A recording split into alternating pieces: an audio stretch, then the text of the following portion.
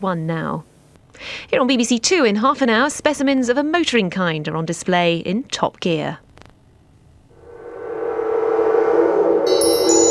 Under the microscope before that on BBC Two, a species in danger of extinction. In the first of a provocative 3-part series on the British class system, Tony Parsons meets the aristos on their uppers.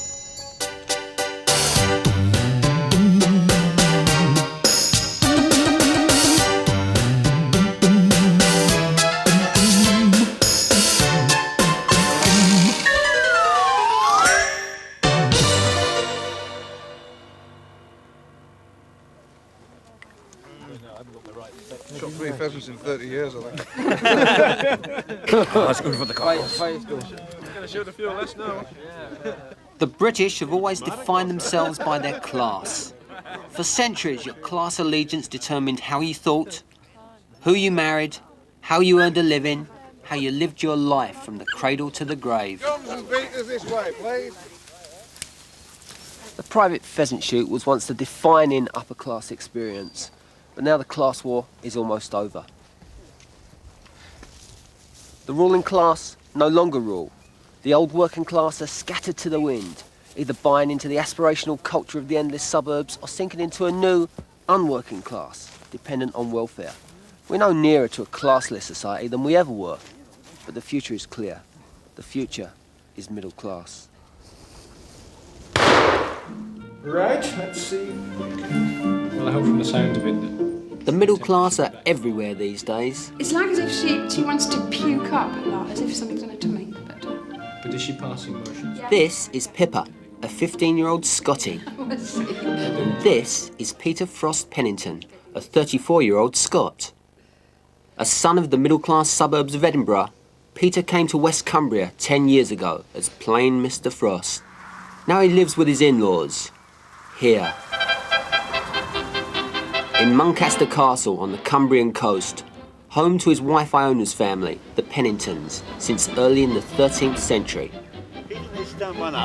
And this is the family. Peter and Iona's children, Fraser, Ewan and Isla, and Iona's parents, Patrick Gordon Duff Pennington and his wife Phillida, who inherited Muncaster in 1983. Okay, say cheese.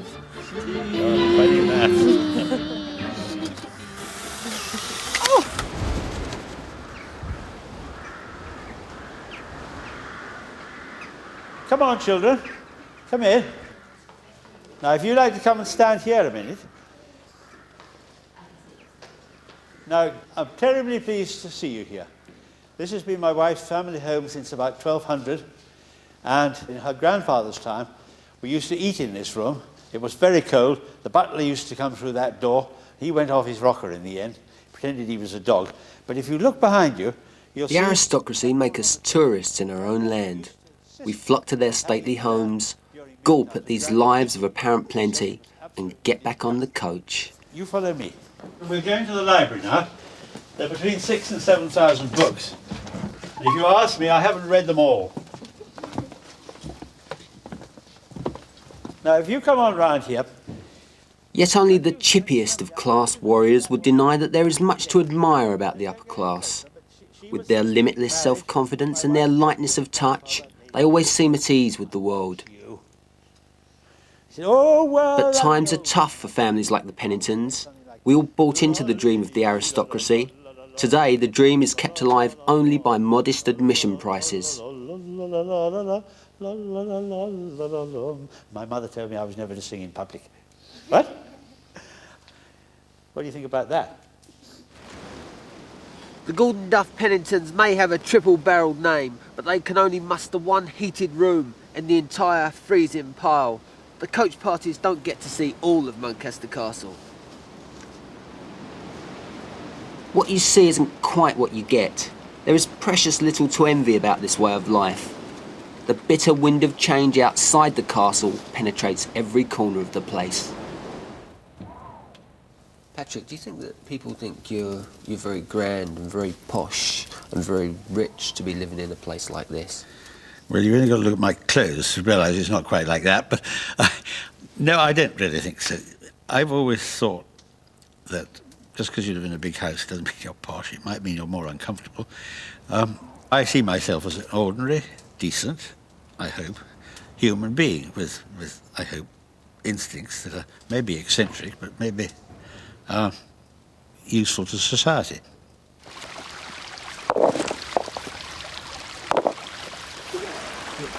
Hey, leave on this bridge.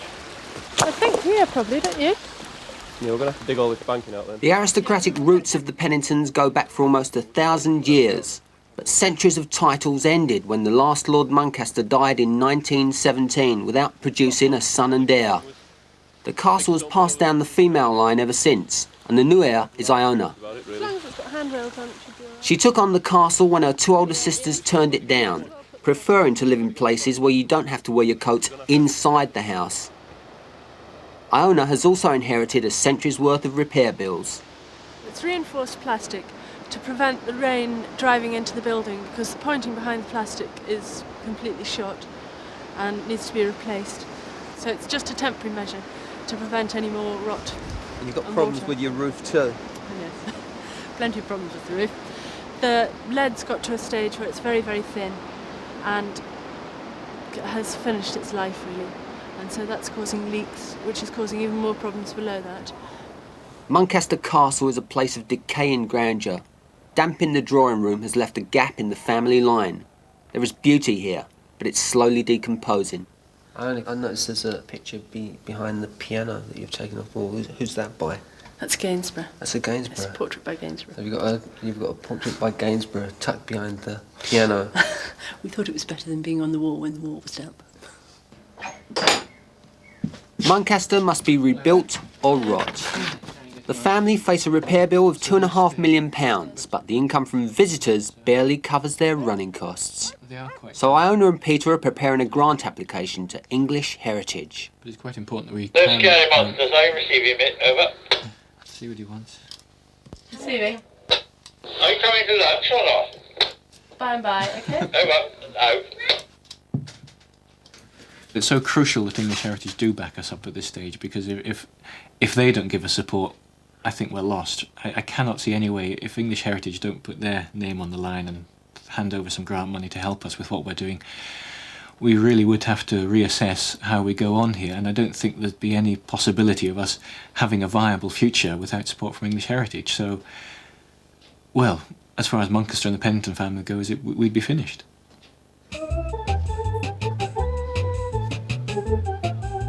Sotheby's, the boot sale for the unlanded gentry.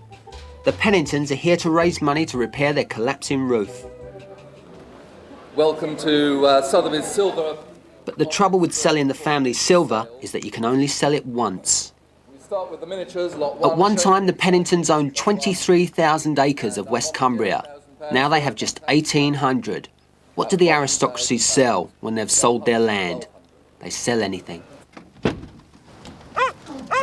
Only convicted criminals draw less sympathy than aristocrats on their uppers. But for Phillida, selling the family silver was a huge emotional wrench. It was really the only thing. Unfortunately, the silver was made for the house in 1820, I think. And so it was very sad to see it go. It was really awful, but it was either that, it was no good having the silver and nothing to put it into. Especially to have the house.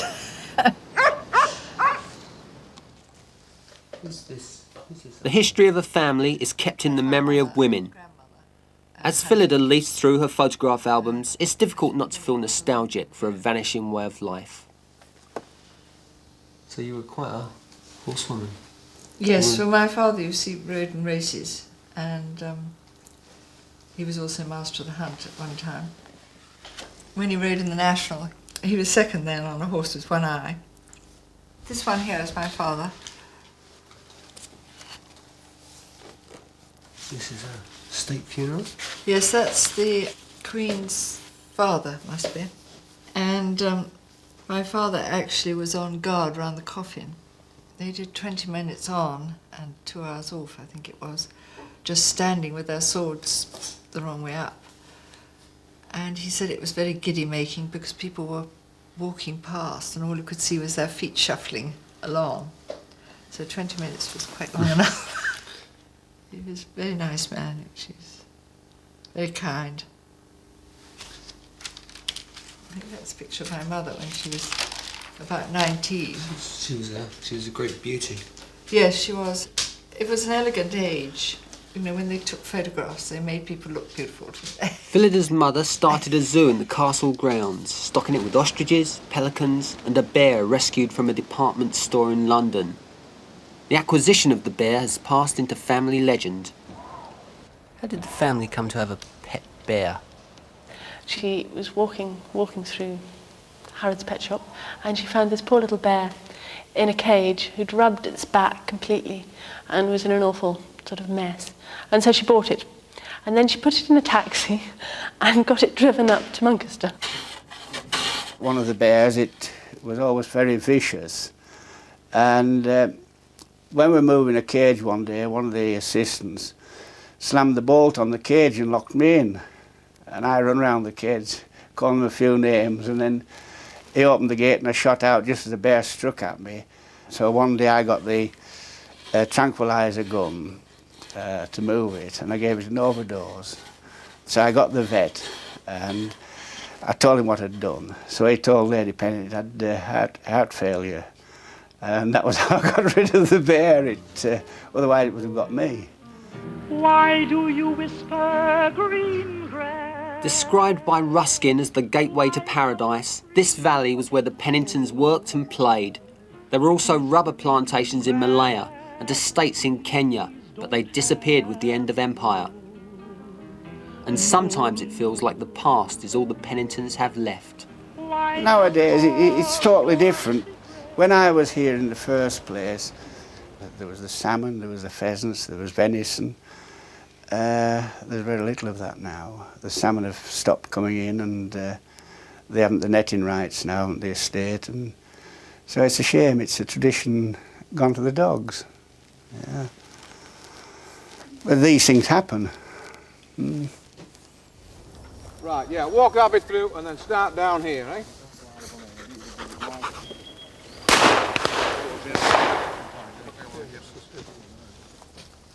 This is one of the few private pheasant shoots left in Cumbria. There are two kinds of people here, beaters and shooters. A neat metaphor for that lost Britain where everyone knew their place. But that country no longer exists. Today's host is Robert Gates, the owner of a tyre company. Now it's the successful businessman who bags the pheasant.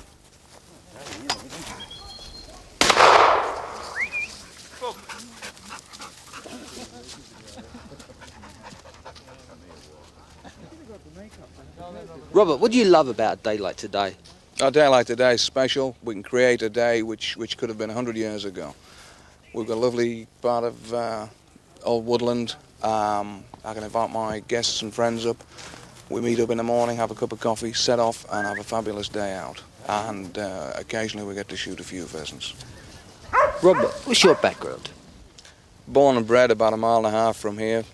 Served my time as a motor mechanic, and then built up the tyre side of the business and went on from there. So you're a self-made man, nobody's giving you anything? I was given a lot of advice and a good start by my father, who was a grand chap, and put me in good stead for making my own way. What did your dad do? Started off felling trees in this wood. And now you own the wood? Yes. The Pennington children are about to catch their bus to their local state school. Once there would have been no question about the Penningtons going to a private school. But times have changed. We do hope that we can support the local school and the children can go there for as long as possible. I mean, if they start getting bullied because they come from the castle or whatever, well, but ideally I'd like them to go to the local primary school and do their education there. I'd never ever like them to think they were privileged or anything. I mean, they'd be horrified at that idea. Because it might be quite a shock to them when they realise people don't all live in houses quite as large as this. Yes, but I think I'd like them to grow up sort of understanding people and not feeling that they were above anybody or anything. I mean, I think that would be terrible. I mean, I think they should realise that they're just normal and have normal feelings like everybody else. Private schools are no longer the exclusive fiefdom of the upper class. The time when a special train from London dropped children off outside West Cumbria's top public school is well and truly over.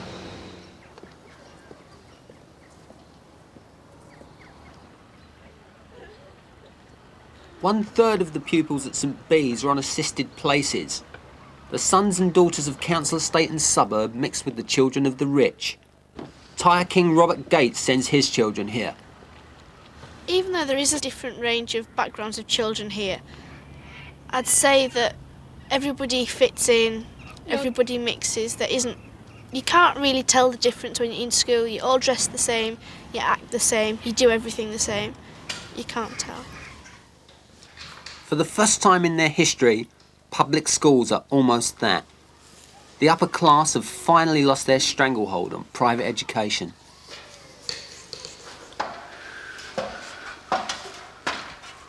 At Muncaster, Peter proves his middle-class credentials by doing some DIY.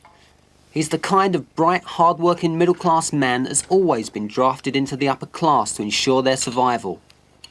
But new blood may not be enough this time.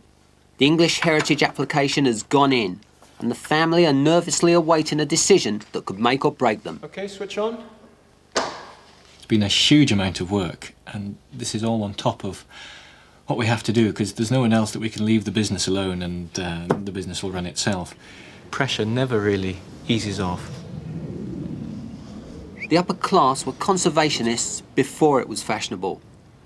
What the Penningtons are fighting to preserve belongs to us all. In the grounds of Muncaster are some of the rarest birds and flowers in the world. The garden is a very, very special place. Philida's grandfather subscribed to all the big expeditions between the wars. He really started the rhododendrons here in 1917. He was the king of the rhododendrons at the time. He used to get seed when they came back from Nepal or from China. And he and John Millay, the painter, they laid out the garden here together. And it is a place that is very worth continuing. But even that is beginning to get a little sour in my old age, because in the evenings Philida and I had time to go out in the garden at night and to enjoy it and to walk. There doesn't seem any time to do that now. Like the owls and the rhododendrons so lovingly preserved at Muncaster Castle, the aristocracy are an endangered species now. The 20th century has seen a gradual erosion of their fortunes. 20 years ago, there were more than 2,000 family seats in Britain. Now the number is down to around 1,400, with 4 or 5 sold off every year. But still the Brideshead Revisited myth of aristocratic wealth and privilege persists.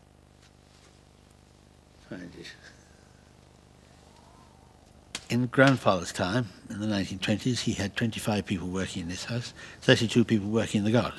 We haven't. But it did keep the house occupied, it kept it warm. Now we have no heating. It uses 2.5 gallons of oil an hour, so we don't use it. We used to sit in this room when we first came here. We sat in sleeping bags either side of the fire. The ceiling's 40 foot high, and it was really pretty nasty.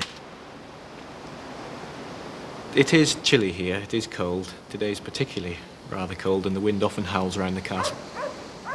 It constantly seems as if we're going uphill at the moment, and it's a very high hill we're having to climb. We are getting there, and I hope we're improving bit by bit, but sometimes we feel very much we're on our own. Basically, we are a small family firm, if you like, running a small business, except it's considerably more than a small business. We have huge liabilities and responsibilities, but we're very short of money. People sometimes don't appreciate that the only income we really have is the people coming through the main gate. We had Lenin here this year because he signed the visitor's book, and his comment was, "Eat the rich." Lot 229. Again, I'm offered 11,000 here at £11,000, 12,000, 13,000 at 13,000, 14,000. We have become a nation of little old ladies knitting by the guillotine. But the reality of upper-class life is that they're often self-employed small businessmen, fretting about the VAT man and reduced to selling off their assets. taxman's taken all my dough and left me in my stately home. Muncaster lies on the neglected fringes of the Lake District and is one of the few tourist attractions of the area. And yet the system is geared against the Penningtons. If a self-made man builds himself a swimming pool, it will be 0 rated for VAT. But the Penningtons will have to pay the full 17.5% to repair their roof. As a nation, we refuse to accept that their home is our history.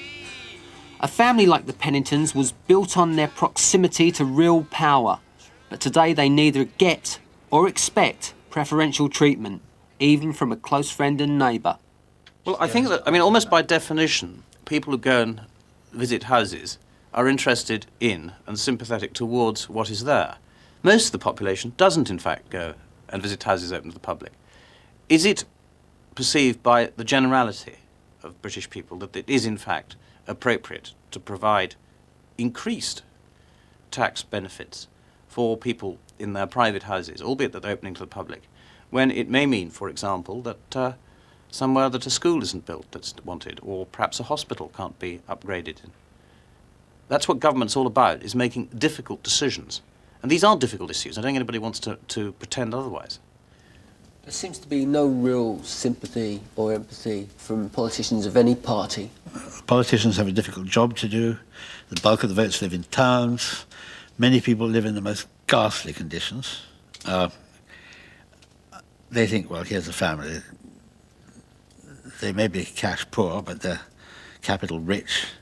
Why the devil should we do anything to help them? And politics these days is a case of options. They're not easy. They're very often taken on a much too short a timescale, like a 5-year timescale between elections, when they need something much, much longer. Politicians need to ask themselves, the very clear question is what they want from houses like this for the future of Britain. What the toff haters always forget are the enormous sacrifices made by the aristocracy for their country. In the First World War, their losses were devastating. 1 in 5 of all peers and their sons who went to the trenches never came back. But the old men who sent them off to die were also upper class. And the notion that the upper class were fit to lead anyone began to die in the industrial slaughter of the Great War. This was the last Lord Muncaster. He was a nice guy, but rather boring. He was kidnapped. By the time the last Lord Muncaster died in 1917, Lloyd George's new death duties were in full force. His policies set the tone for a century in which our loathing of deference turned hereditary titles into an embarrassing blight on modern Britain. When Tony Blair promised to leave hereditary peers out for history's dustbin men, he perfectly judged the chippy mood of the country. The influence of the old families is now mostly felt in their local communities. Soon they will mean nothing beyond their own neck of the woods. I feel quite strongly about local government here. I know local government has problems. I know finance is very difficult. But what I do feel is that Mrs. Thatcher disenfranchised local people and local government, terrified that they would misspend the people's money, which they possibly had. But the people who know best for West Cumberland are the people who live here. Increasingly unable to fulfil their old national political role, the aristocracy have also lost their grip on the church. Everyone's involved in a way like that. Yes. I went to hospital this morning and saw that Lillian McClellan. Do you yes. remember her? How is she? Well, she had a pretty major operation.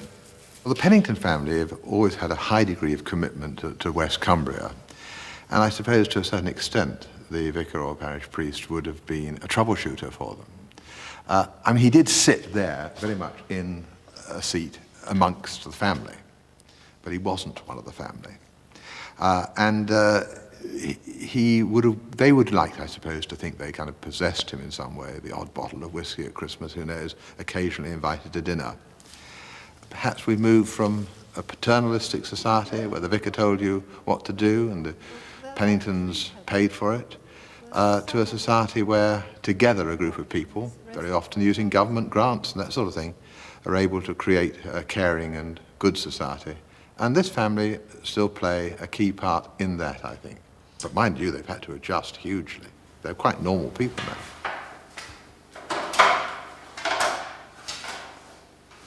We are trying to find some way we can fit into modern society where we benefit modern society and are acceptable to modern society, because otherwise we're just a dinosaur and perhaps heading to extinction.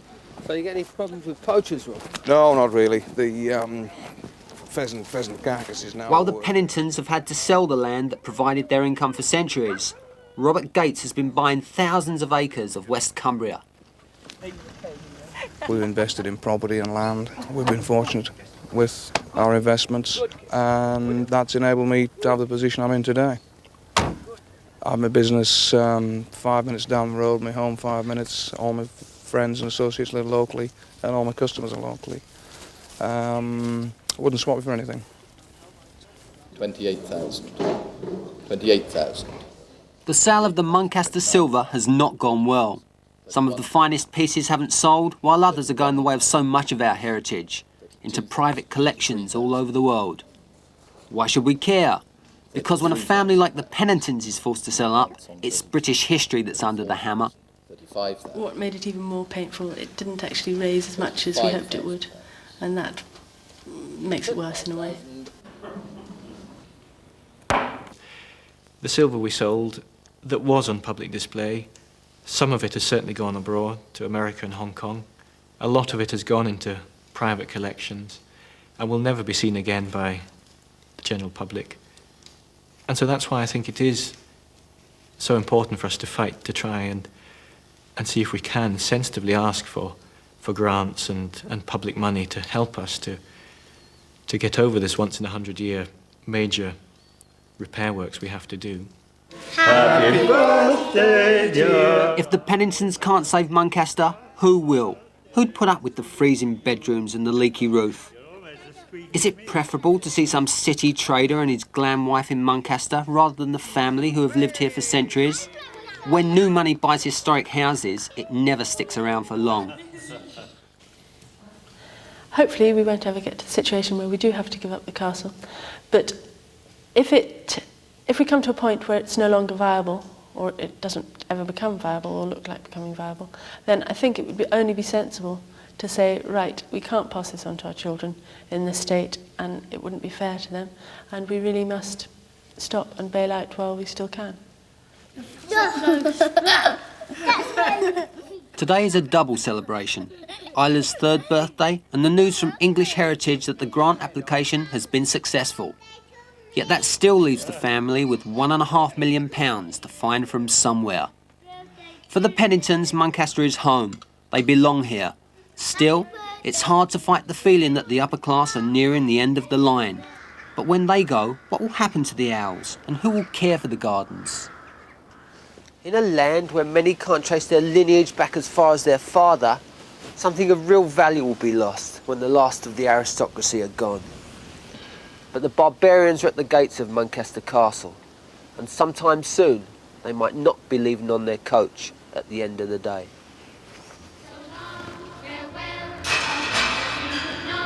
I hate to go and leave this pretty sign.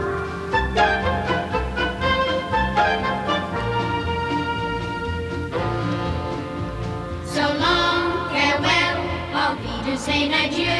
Adieu, adieu, to you and you and you.